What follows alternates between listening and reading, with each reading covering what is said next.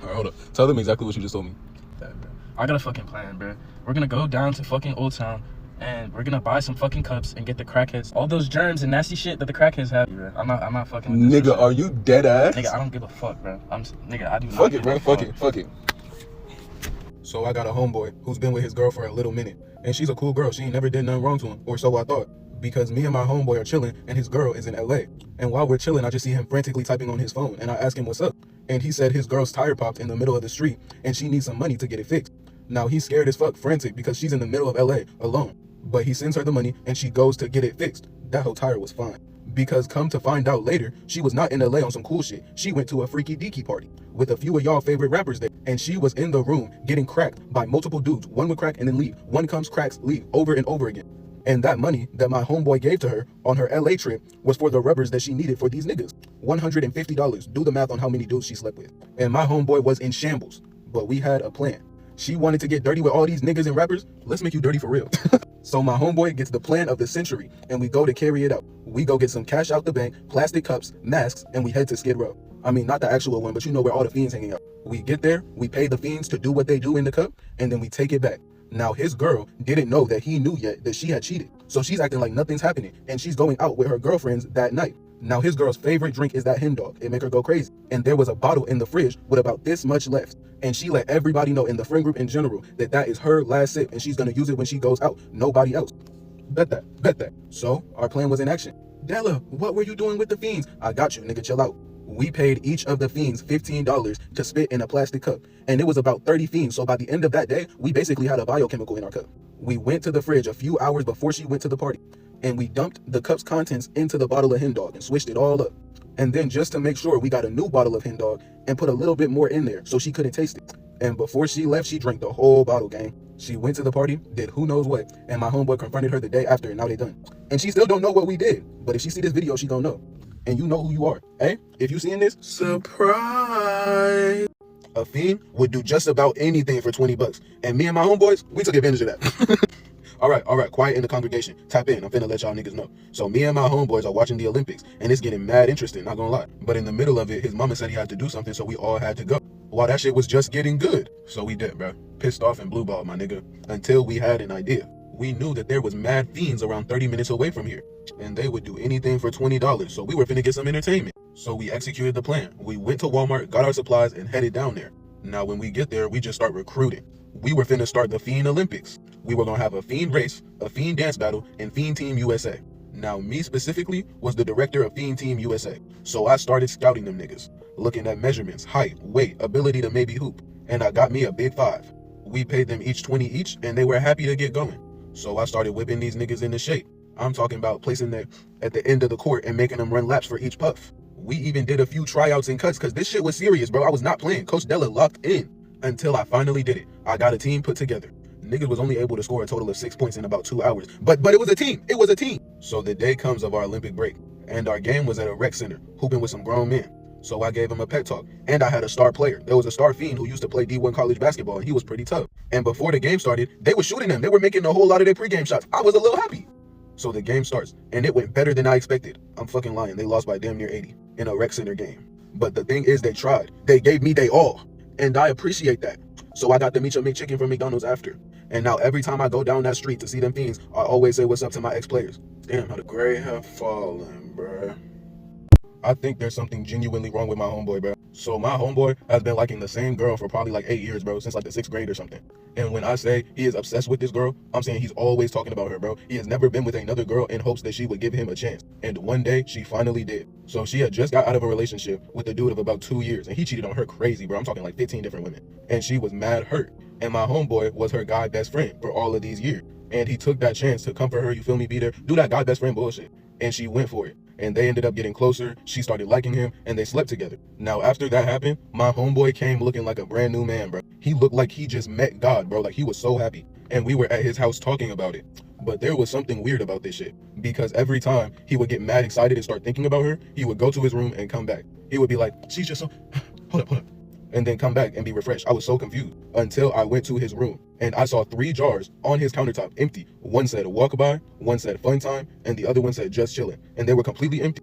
I was weirded out, but I didn't think nothing of it because I didn't know what it was until I found out. Because one of my other homeboys, who was not associated with this dude, ended up cracking this girl at some party or something. It was like a one-night stand thing. And my homeboy found out. I don't even know how. But when I say he crashed out, he saw this dude at a party, and when I say he beat the brakes off of him, bro, this nigga went feral, bro. And after beating this nigga ass, he just started ripping his clothes off, like ripping his shirt, ripping his jeans, taking off his shoes and throwing them, and just crying and screaming, bro. I was like, what is up with this nigga? And at that point, he was no longer my homeboy, bro, because what the fuck? So I called old girl to make sure she was okay, because this nigga was tripping out. And she told me, ever since their link, she completely blocked him and made sure that he could never come to her house again. I asked her why, and I found out that while they were cracking from the back, she caught him with a clear jar, trying to catch up the air and seal it up. And when she asked him why the fuck he was doing that, he said, so I can remember you by. So those jars in his room was her walk-by wind, her backshot wind, and her wind when she was just chilling. Bro, this homeboy is sick, bro. I told old girl to let me know if anything happened, and now I keep an eye on her most of the time, but I don't know what the fuck is wrong with this nigga, bro. What the hell? Bro, tell me why my cousin just hit me up and told me that I'm Hollywood and he gonna expose me for lighting his stairs on fire. Oh no, my clout, my followers. Nigga, have you watched the videos? I've done shit worse than that already. And didn't you used to bully me? Nigga, you shoved the sock down my throat while I was 6. And when I coughed it up, you told your mama I swallowed it on my own, and she beat me for 2 days. See, that's exactly why I didn't donate to her cancer GoFundMe. But on a real note, there's thousands of comments. I couldn't look at all that if I wanted to. Unless it's fine shit. Then I'm a detective. Ugh. So I got a homeboy who is an absolute dog. I'm talking terrible person. Like, he sells dreams to women that he's gonna be with them, hits them, and then dips, bro, every single time. And he got the wrong one. So my homeboy don't drive. Most of my homeboys don't drive. So we whip around in my car, and we call it the Dela mobile. I take them everywhere.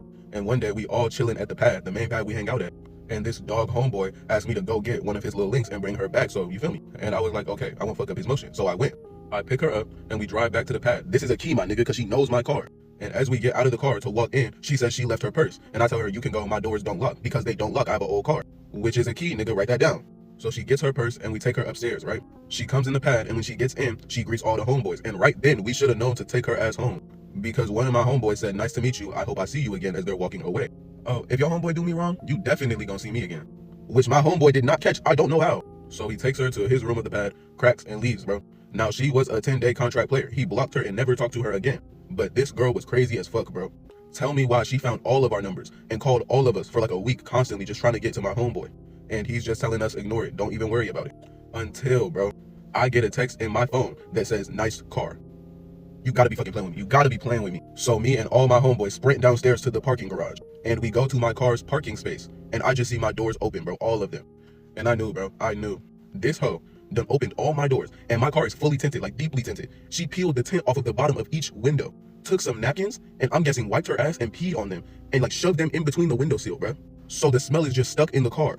And that wasn't even it. She dumped sand in the car, bro. And I have an old car, so it's hard to get that out. And there was just a note on the seat saying, you ain't shit. Bro, I had to get a whole detail to get them napkins out of my windowsill, bro. And all my tint redone, bro. Over my homeboy's bullshit ass shenanigans, bro.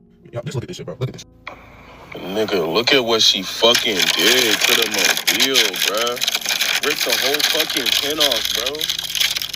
You can't even get it, bro. That shit smell like ass, bro. Oh my god. Them witches and shit might be real, bro. Hear me out, just hear me out. I got a homegirl, and she has a a dude who hits her every now and then, but then drops her off. But she has wanted to be with this dude for so long. And I always tell her she don't got a chance. She's a 10-day contract player looking for a max extension. It's just not gonna work. But this homegirl does witchcraft, and this is where it got back. One day, we were having a conversation about him. She was trying to ask me what she should do. And me, jokingly, I was joking, told her, you might as well put a spell on that nigga because you don't got no chance otherwise. I cooked that nigga, bro. And she just looked at me with a blank stare and nodded. And I knew he was cooked. Because from that point forward, she never talked about him. I'm talking about not once, and she would tell me about him every single day. But I noticed something about this nigga. Since I followed him, I was just seeing this nigga was losing all of his badges, bro. This was a 6'4", dread-headed nigga with money. He had all the badges maxed out, but one by one, them bitches decreased to brawn. Because first, he tried to dye his hair too much and his dreads fell out. And he's not one of them niggas who can just have dreads for fun. He needs them. He's had them his whole life. Head-shaped weird as shit, conehead ass nigga. And he just started getting fatter and fatter, gaining mad weight. And then he lost all his bread, betting on a Caitlin Clark assist parlay. So I went to my homegirl and asked her, has she seen what's been happening to her little yeah? And she automatically got defensive as fuck, saying I was accusing her, saying this and that, all of that shit. And then she said, don't call him my little yeah either. That's my husband. We talking. This nigga wouldn't cuff her if he was a police officer and she was wanted for 3. This nigga wouldn't cuff her if she was the last person on this earth and his life depended on it. He wouldn't cuff any girl. So I knew she had did something, bro. And she wouldn't tell me. So I gave her a little convincing. I told her if she don't tell me what she did, I'ma tell him about the time she took his dirty drawers out his dirty clothes and sniffed them every day until she went to sleep. Her ass fessed up quick as shit. And she told me she's been doing that witchcraft tomfoolery on him. She was doing spells, I don't even know, over his pictures on Instagram daily. And the worst part, she was putting her cycle juices, her period, the Red River, in his drinks, bro, in small increments. Now, this is probably the point where y'all are like, Dela, this story don't got nothing to do with you. Why are you even telling it? I asked her, what drink did you put it into? She said his favorite, the big gallon of mango Arizona tea he always buys. Nigga, I just drank the whole jug last week. He came to a hoop session with me and my homeboys carrying that jug, and I was thirsty as shit, so I wagered him for it and won, and drunk the whole thing. But he found out. He found out she did that, and he got his get back. If y'all want that story, get this to 40K likes, bro. That shit was crazy.